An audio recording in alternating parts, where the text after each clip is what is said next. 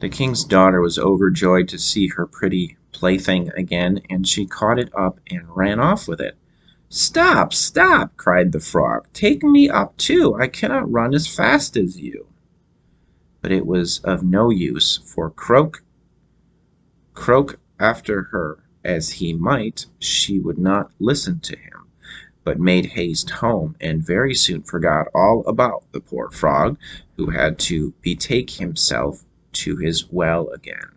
The next day, when the king's daughter was sitting at table with the king and all the court, and eating from her golden plate, there came something pitter-patter up the marble stairs, and then there came a knocking at the door, and a voice crying, "Youngest king's daughter, let me in." And she got up and ran to see who it could be, but when she opened the door there was the frog sitting outside. Then she shut the door hastily and went back to her seat, feeling very uneasy. The king noticed how quickly her heart was beating, and said, "My child, what are you afraid of? Is there a giant standing at the door, ready to carry you away?" "Oh, no," answered she, "no giant, but a horrid frog." "And what does the frog want?" asked the king. "Oh, dear father," answered she, "when I was sitting by the well yesterday and playing with my golden ball, it fell into the water, and while I was crying for the loss of it, the frog came and got it again for me on condition I would let him be my companion, but I never thought that he could leave the water and come after me.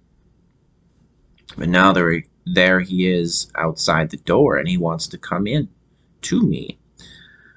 And then they all heard him knocking the second time and crying, "Youngest king's daughter, open to me. By the well water, what promised you me? Youngest king's daughter, now open to me." "That which thou hast promised must thou perform," said the king, "so go now and let him in." So she went and opened the door, and the frog hopped in, following at her heels till she reached her chair. Then he stopped and cried, "Lift me up to sit by you." But she delayed doing so until the king ordered her.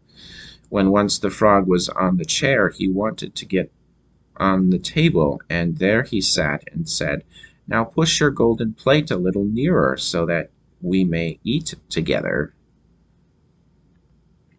And so she did, but everybody might see how unwilling she was, and the frog feasted heartily, but every morsel seemed to stick in her throat.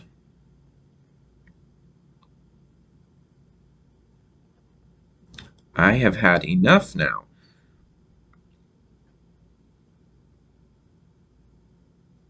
said the frog at last, "and as I am tired, you must carry me to your room and make ready your silken bed, and we will lie down and go to sleep."